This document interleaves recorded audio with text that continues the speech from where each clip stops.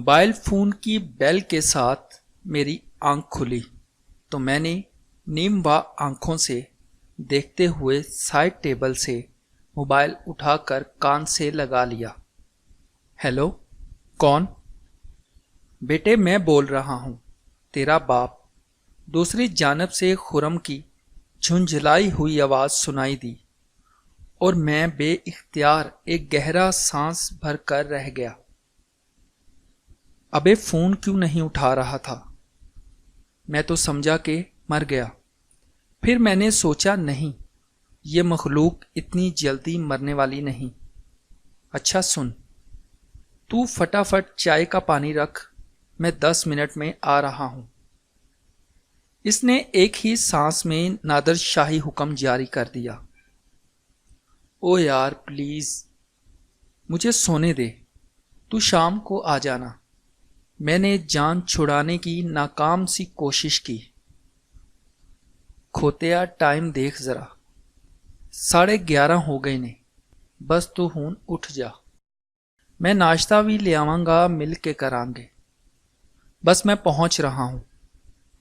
بلا نے نازل ہونے کا فیصلہ کر لیا تھا تو چاروں ناچار مجھے اٹھنا ہی پڑا۔ خرم میرا لنگوٹیا یار تھا، ہم دونوں اکٹھے پڑے تھے اور خوش قسمتی سے ایک ہی پیشے سے وابستہ تھے۔ ہمارا تقریباً ہر ویکنڈ اکٹھے ہی گزرتا تھا۔ خرم کے آتے آتے میں فریش ہو چکا تھا۔ ہم نے اکٹھے ناشتہ کیا اور پھر باتوں کا سلسلہ چل نکلا۔ اور سنا، تیری فریحہ بی بی کا کیا حال ہے؟ خرم نے پوچھا۔ 2 دن سے بات نہیں ہوئی اس سے، ویسے بھی بہت بور کرنے لگی ہے اب وہ۔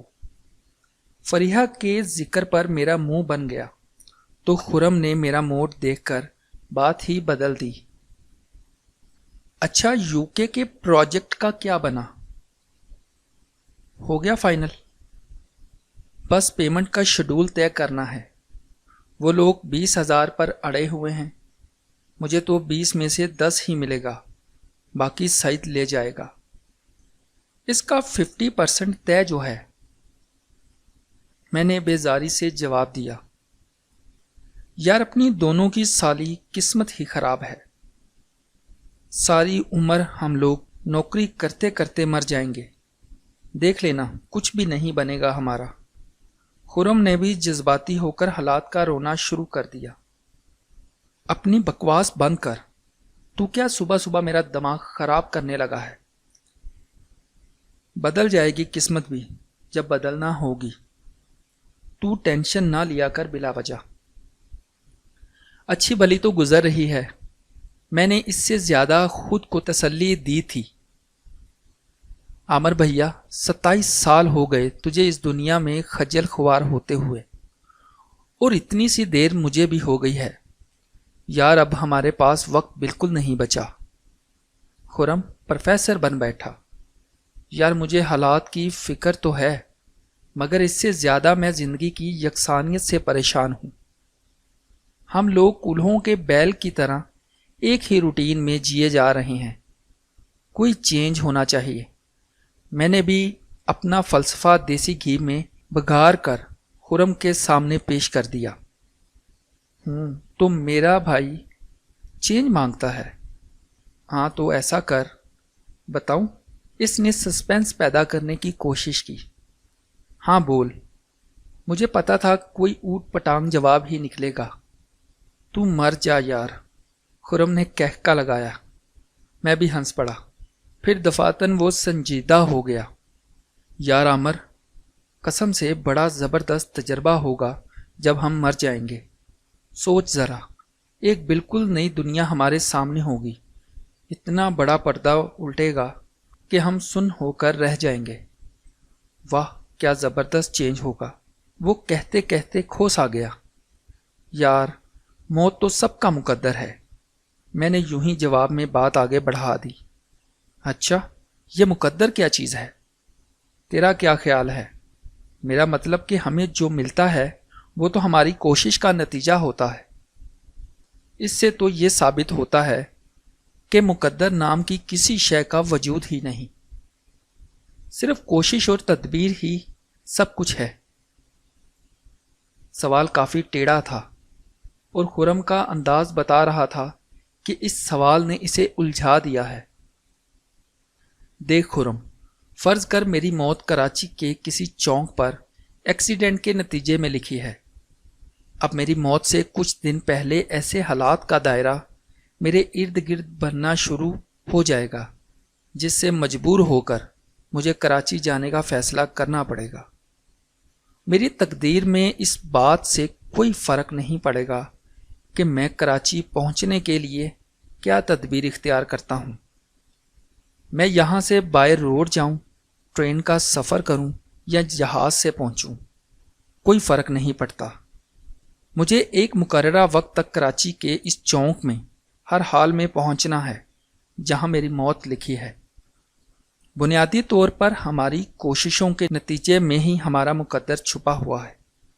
اس کا مطلب تو پھر یہ ہوا کہ سب کچھ جو دنیا میں ہو رہا ہے وہ پہلے سے ہی طے شدہ ہے۔ خرم نے نیا سوال داغا۔ یہ سوچنا تمہارا یا میرا کام نہیں، میں نے اسے ٹوکا۔ نہیں تو بتاؤ کہ پھر ہمارا دنیا میں آنے کا مقصد کیا ہے؟ اگر سب کچھ لکھا ہے تو پھر تو یار ہم صرف کٹ پتلیاں ہیں، وہ جھنجھلایا۔ نہیں ایسا نہیں، جہاں تک میں سمجھا ہوں ایسا بالکل بھی نہیں۔ تو پھر کیسا ہے؟ خرم ضد میں آ گیا۔ دیکھ، اللہ نے تجھے عقل دی ہے اور اس کے ساتھ سوچ بھی۔ یہ جو سوچ ہے نا، یہ اوریجنل لینگویج ہے۔ ہر آدمی سوچ رہا ہے ہر وقت، حتیٰ کہ بولتے ہوئے بھی ہم سوچ رہے ہوتے ہیں۔ زبان تو صرف ایک شاندار آلہ ہے جو خدا نے ہمیں دیا ہے کہ ہم دوسروں تک اپنی سوچ پہنچا سکیں، انہیں بول کر بتا سکیں کہ ہم کیا سوچ رہے ہیں۔ یہ تو ہم سب جانتے ہیں کہ زبان اور بھی بہت سے کام کر سکتی ہے، مگر اس کا سب سے خاص مقصد یہ ہے کہ آواز کی مدد سے ہم زبان کو مختلف زاویوں میں حرکت دے کر ایک دوسرے کو بتاتے ہیں کہ ہمارے دماغ میں کیا کھچڑی پک رہی ہے۔ خرم نے سگریٹ سلگا کر میری طرف دیکھا، اسے بات سمجھ میں آ رہی تھی۔ میں نے اپنی بات جاری رکھی۔ میرا خیال ہے کہ فرشتوں کی کوئی زبان نہیں، شاید وہ لہروں کی مدد سے اپنی سوچ ایک دوسرے تک پہنچاتے ہیں۔ شاید یہی خدا کی زبان ہے۔ خرم ذرا دھیان لگا، سوچ، اگر اللہ نے اتنی ساری زبانیں دنیا میں نہ اتاری ہوتی تو ہم کبھی نہ بول سکتے۔ پھر تجھے پتا ہے کیا ہوتا؟ ہم ایک دوسرے کو کچھ کہے بغیر سب کچھ کہنا سیکھ جاتے۔ وہ ہے نا کہ ضرورت ایجاد کی ماں ہے۔ پھر دنیا کا ہر انسان پیدا ہوتے ہی ٹیلی پیتھی یا ایکسپرٹ ہوتا۔ دیکھ، تو جب کسی دعا کے لیے ہاتھ اٹھاتا ہوگا تو لازمی بات ہے کہ دعا کے درمیان کوئی ایک لمحہ خاموشی کا بھی آتا ہے، جب تو صرف سوچ کے وسیلے سے اپنے رب سے بات کرتا ہوگا۔ تو یہی اصل زبان ہے، یہ بھی بات کرنا ہی ہے۔ شاید فرشتہ بول نہیں سکتا، صرف سوچ سکتا ہے، مگر انسان اس لیے اللہ کی بہترین مخلوق ہے کہ اسے کئی طریقوں سے بات کرنی آتی ہے۔ اسی لیے تو ارشاد ہوا کہ خاموشی میں سلامتی ہے۔ جسے اپنے خالق سے بات کرنا آ جائے تو لازم ہے کہ وہ خاموش رہنے لگے۔ میں نے تھک کر سگریٹ سلگا لیا۔ یہ تو ٹھیک ہے، لیکن اس کا تقدیر سے کیا تعلق؟ تم اصل بات سے ادھر ادھر ہو گئے ہو، اس نے اعتراض اٹھایا۔ دت تیرے کی، میں جھنجھلا گیا۔ یار بات بس اتنی سی ہے کہ تیری تقدیر جو کرتی ہے اسے کرنے دے۔ تجھ پر موت مسلط ہے اور موت وقت کے ساتھ جڑی ہے۔ وقت صرف اور صرف گزرنے کے لیے ہے۔ تو خاموش رہنا سیکھ لے، اندر کی زبان کھل جائے گی، اور اندر تیرا کنیکشن بحال ہو گیا تو تو اپنے خالق سے بات کرنے لگے گا۔ سلام دعا ہوگی تو جان پہچان بھی آگے بڑھے گی۔ جب پہچان لے گا تو جان لے گا کہ تجھے صرف اس لیے پیدا کیا ہے کہ تو پہچانے اپنے پیدا کرنے والے کی بے کراں تخلیقی قوت کو پہچان کر، مان کر، سر جھکا کر تو اس کائنات کے مالک سے اپنا رشتہ جوڑے۔ جب تو اس بے نیاز رب العالمین سے نیاز مند ہو کر کہہ دے گا کہ اے میرے رب میں تیرا بندہ ہوں، جب یہ اس میں بندگی نبھا دے گا تو تیری تخلیقی کا مقصد پورا ہو جائے گا۔ پھر تو مرے یا جیے تیرے لیے دنیا بھی جنت ہے اور آخرت بھی، اس لیے تیرا مقدر جو کرتا ہے اسے کرنے دے۔ جو تجھے کرنے کو کہا گیا ہے تو بس وہ کر۔ یہی بھید بھاؤ ہے، مقدر صرف مہلت ہے وہ سب کرنے کی اور کچھ نہیں۔ لیکن پھر ہم لوگ سدھرتے کیوں نہیں؟ خرم اب کے بے بسی سے بولا۔ بس یار، ہم لوگ یہ سمجھتے ہیں کہ اتنا پڑھ لیا، اب ذرا ہر شے کو عقل کی آنکھ سے پرکھ لیں۔ اسے پرکھنے میں وقت نکلتا جاتا ہے، اور دوسری بات یہ کہ دنیا اتنا خوبصورت دھوکہ ہے کہ اس سے آنکھ ہٹانے کو فرصت ہی نہیں ملتی۔ پتہ نہیں ہمارا کیا بنے گا۔ بات پھر وہیں آ گئی جہاں سے چلی تھی۔ پھر تو صاف ہے کہ ہم وہ نہیں کر رہے جو ہمیں کرنا چاہیے، بلکہ وہ کر رہے ہیں جو نہیں کرنا چاہیے، اور شاید اسی لیے ہم پریشان رہتے ہیں۔ ہمارے دلوں میں سکون نہیں، بس ہر وقت بھاگ دوڑ میں لگے ہوئے ہیں۔ اللہ دے کول جاواں گے تے بڑی کٹ پے گی یار۔ میں تو کہتا ہوں سب کچھ چھوڑ چھاڑ کر کسی دربار پر جا بیٹھتے ہیں اور دن رات استغفار کرتے ہیں۔ کیوں؟ کیا خیال ہے؟ خرم اکثر عالم اسلام کے ذمہ دار شریف مسلمانوں کی طرح جذباتی ہو کر ایسے انقلاب برپا کرنے کی باتیں کیا کرتا تھا جن کو عملی طور پر کرنے کی ہمت اس میں کبھی پیدا نہ ہو سکی تھی۔ نہیں، یہ غلط ہے۔ میں اس پر چڑھ دوڑا۔ ہمیں ایک تیز زندگی جینی ہے، یہ وقت تو تقاضا ہے، اور ہمارے دین نے ہم سے کبھی یہ ڈیمانڈ نہیں کی کہ ہم سب کچھ چھوڑ چھاڑ کر مسجدوں میں جا بیٹھیں۔ اسلام از اے سوشل ریلیجن۔ اپنی جاب کرو، جو معاشرے میں تمہاری ذمہ داری ہے اور جس کام سے تمہیں رزق ملتا ہے وہ کرو۔ اپنی مرضی کا لباس پہنو جیسے آج کا زمانہ ہے، تم اس کے مطابق جیو، اور اس کے ساتھ وہ سب بھی کرو جو اللہ نے تمہیں کرنے کا حکم دیا ہے۔ صرف یہی ایک راستہ ہے۔ اینڈ بائی دا وے، فرض کرو کہ مسجدوں میں بیٹھے رہنے ہی میں زندگی گزر جائے تو اس رستے پر چلتے ہوئے کیا تمہیں ٹھوکر نہیں لگے گی؟ کیا تم کبھی دکھ کی کیفیت سے آشنا نہ ہوگے؟ تمہارے ارد گرد جو یہ تمہارے چاہنے والوں کا ہجوم ہے، کیا انہیں موت تم سے نہیں چھینے گی؟ خرم صاحب، اس راستے میں بھی کھائیاں ضرور ہوں گی، اس لیے سمجھو راستہ صرف ایک ہے، اس کو مان لینے کا راستہ، سچ کا راستہ۔ نہیں، جو میں کہہ رہا ہوں وہی ٹھیک ہے، خرم نے فیصلہ کن انداز میں کہا اور اٹھ کر کھڑا ہو گیا۔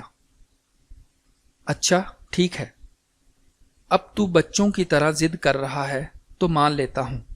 میں نے اٹھتے اٹھتے تیل کو آگ دکھا دی۔ یار عامر، تجھے پتا ہے تیری پرابلم کیا ہے؟ وہ بڑبڑایا۔ نہیں۔ اچھا تو بتا، کیا پرابلم ہے میری؟ میں نے ہنسی دبانے کی کوشش کی۔ تیری پرابلم یہ ہے کہ تو سمجھتا ہے جو تو کہہ رہا ہے وہ ٹھیک ہے، باقی سب غلط۔ اس نے جل کر کہا۔ یار مجھے بھی لگتا ہے کہ مجھے یہ پرابلم ہے، میں نے بظاہر بڑے سنجیدہ سے انداز میں کہا، لیکن آنکھوں میں شرارت مچل رہی تھی۔ دیکھا، تو پھر مجھے غلط سمجھ رہا ہے۔ ارے بھائی، دماغ ذرا بڑا کر لے اپنا۔ تیری پرابلم ہے اور اس کا نقصان بھی تجھے ہے، مجھے نہیں۔ خرم نے احتجاج کیا۔ چل چھوڑ، آج تو اپنے بھائی کو ایک زبردست سا لنچ کرا اپنی جیب سے۔